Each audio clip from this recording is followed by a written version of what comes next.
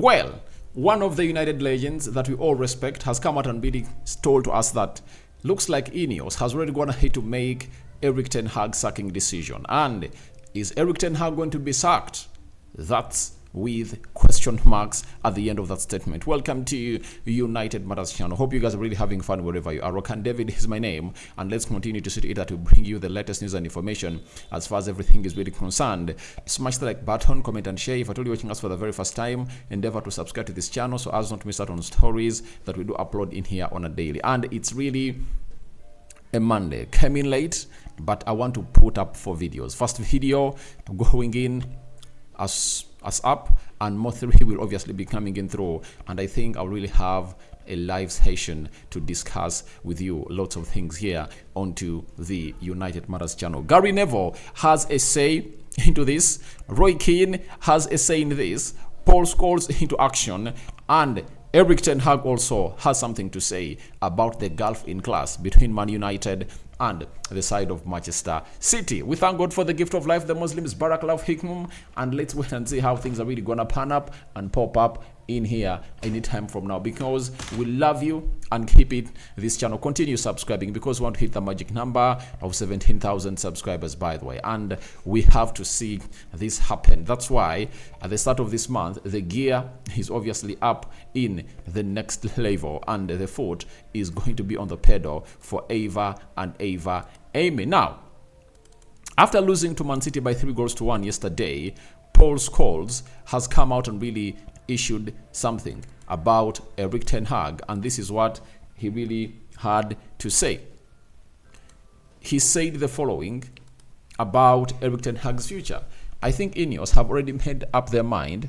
I don't think he will be there next season. I wouldn't be surprised if they are looking for a new manager now. So, first and foremost, I respect Paul Scholes' opinion, and he really represents very many United fans all over the world. But I've already told you, stats don't lie. Ask yourself, which side is this guy working for, and what elements does he miss in his work? We've always gone ahead and addressed this. I respect Paul Scholes' opinion. I know his side where he falls, you know. I don't remember any legend of Man United who is a pundit backing Erik Ten Hag. All they wanted was Pochettino to come in through and really coach all money the club of Man United that he's really having Premier League experience. He would have gone ahead to turn us around immediately, but God is good. Pochettino has been given a game at Chelsea, and guess what? Has he even gone near the performances of Erik Ten Hag in his first season? Erik Ten Hag played in the Carabao Cup final and won it. Pochettino has played in the Carabao Cup final and was going to hate to lose it. Erik Ten Hag played in the FA Cup final, of which he still has a chance to play in because Chelsea is still in, and has gone ahead to redrawn against a weak side, that is Leicester City. Though City can obviously shock them also. He finished third.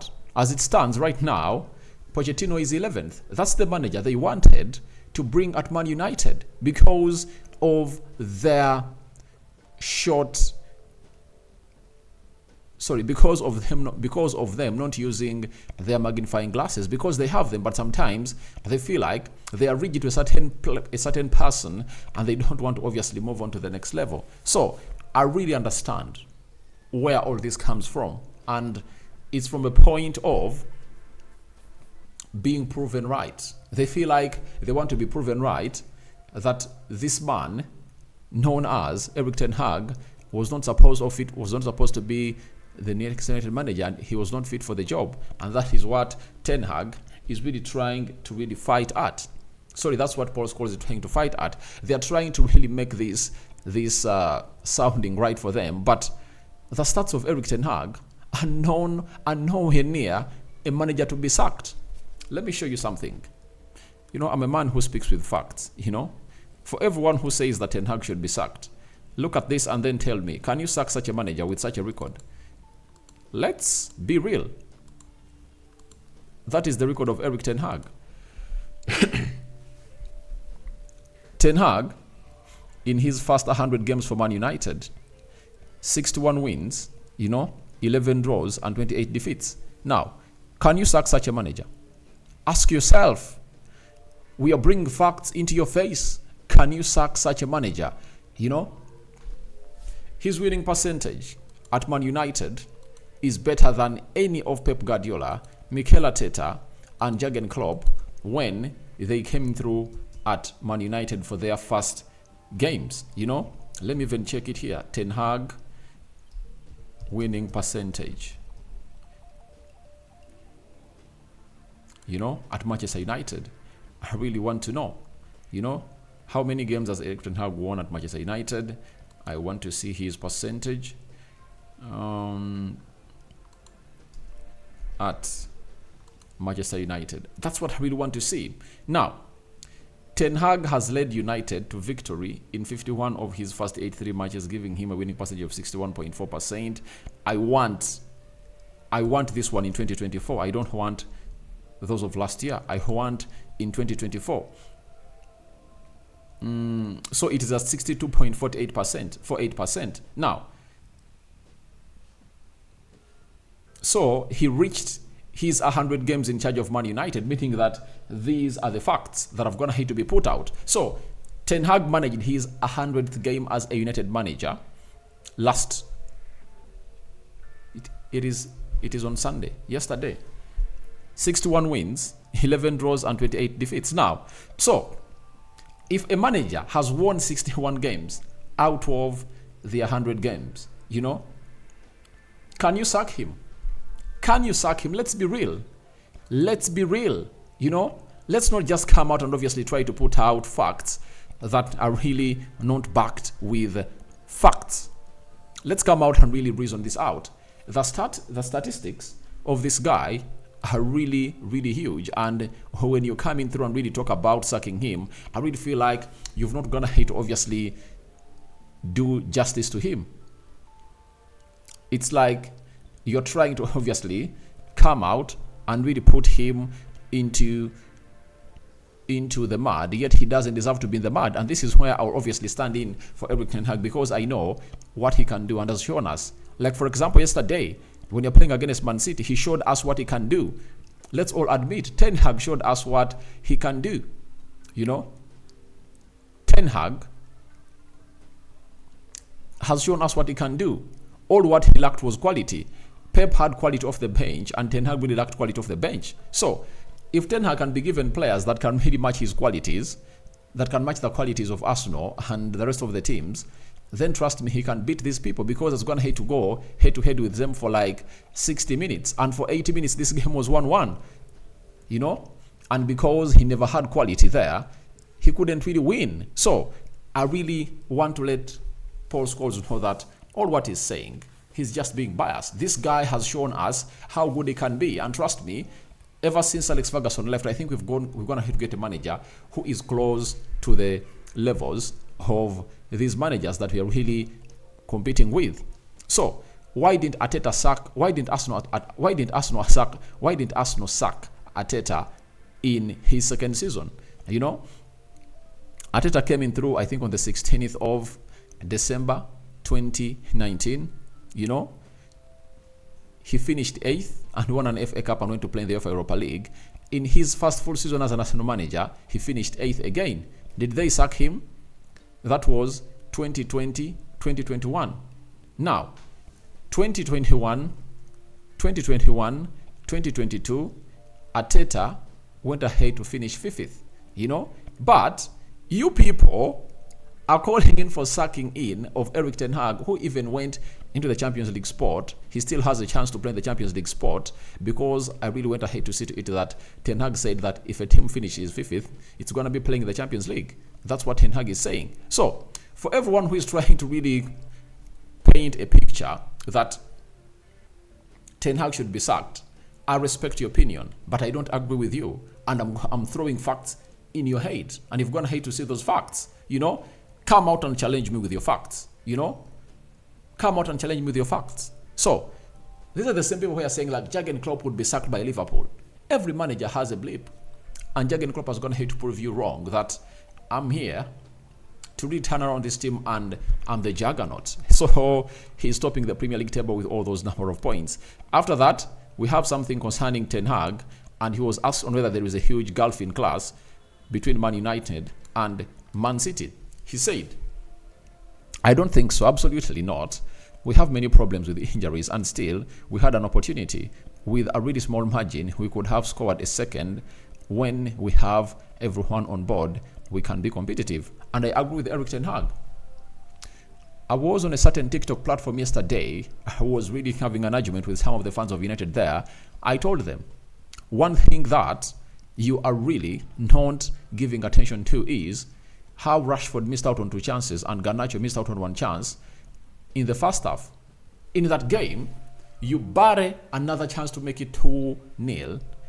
Man City would have gone ahead to find it hard. That is it. They would have gone ahead to find it hard, by the way, because 2-0 just really needs you to work a lot, you know. But at 1-0, they were like comfortable knowing that we can only come out and really pull one back. When we pull one back, then we'll be looking for the winner. And it was written all over the world that any time a goal was coming. And for that, I really back Erik Ten Hag on what I was going to hate to say. There is no huge gap in class, by the way. You know, if Ten Hag flaunts the following 11, Lisandro Martinez, Rafael Varane, Luke Shaw, Dalot, Casemiro, Kobe Mainoo, Bruno Fernandes, Garnacho, Rashford, Rasmus Hojlund, you know, it's a different result altogether.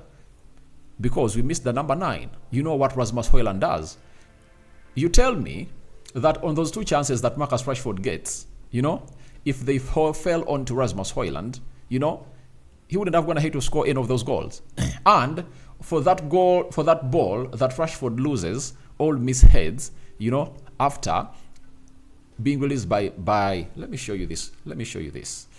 I think I still have it here. Let me try to show you this. This chance, you know, it was really a missed one. European lad, where are you? For this, it was going to be a goal. It was going to be a goal. That is, this was going to be a goal, because for Rasmus Hojlund, he says this is his signature. Score. That's what he calls it. And you remember when you're playing against Galatasaray, he went ahead and really put up such a goal and went ahead to score. And when it comes to him rounding the goalkeeper, this is what he does best as Rasmus Hojlund. And I'm still looking for this. Where is it? Show it, please. Show it. All right. This is it. Let me flash it onto the screen and really bring it there. And we really have something to say about it. Now, this chance. Look at this chance. Look. Rasmus Hojlund is faster than Marcus Rashford. And Marcus Rashford is not good when it comes to dribbling the ball, you know. But for Rasmus Hojlund, he's fast even when he's really dribbling the ball, you know. That's what makes him a special kind of player altogether, as Rasmus Hojlund. And I tell you, when Ten Hag says that he missed his players, don't think that he was joking. This one here is totally different. Totally different. Would have gone ahead to score this. And when you look at how the first goal really came in through on the long balls that Onana was really directing to Bruno Fernandes, how many over the top balls do you think Rasmus Hojlund would have gone ahead to win like those? Very many. He would have gone ahead to win them. He plays well with his back to goal and look for Marcus Rashford, and Marcus Rashford would have gone maybe to get more shots. So I agree with Erik Ten Hag, and this man was let down by his players for not really killing off the chances that they really created. And by the way, we are just to show you that Man United is not far off from Man City. We are just one summer away from reaching Man City levels. That is it. All we need is to get in a backup for Lisandro Martinez, a backup for Casemiro, a backup for Rasmus Hojlund, you know, a backup for Diogo Dalot. We need 5 players in. When we get those 5 players in, and I think we're going to get in and they're going to be of absolute quality, we are going to be levels too. That is it. Then let's go to Roy Keane and what he had to say about the game of Man United. He said, I can't be too hard on Manchester United today, as City were just brilliant. They showed why they are champions. That's 11 league losses now for United. That's one scary start, and what City do is they find out all your shortcomings. When you are out on the pitch, when it's tough, there is no hiding place. It's like in boxing. City wore them down.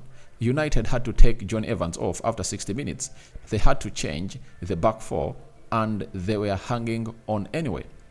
It still leaves the question mark over where this United team are going. In the last 25 minutes, they couldn't get anywhere near City, who toyed with them. It was men versus boys in the end, and they were just hanging in there. Towards the end, you are thinking it could be 4 or 5.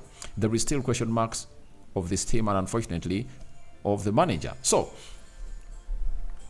I don't really want to hear that there are question marks on Erik Ten Hag. The former captain, who really went ahead to lift very into the goal of money, that is Roy Keane, has hinted on the last 25 minutes. You get? Do you know what brought that? That happened like that because we lacked quality. Ask yourself, did the manager make an alarm to get in better players? The answer is yes. Did the board get him better players? The answer is no. 2 players he wanted out, Harry Maguire and Scott McTominay.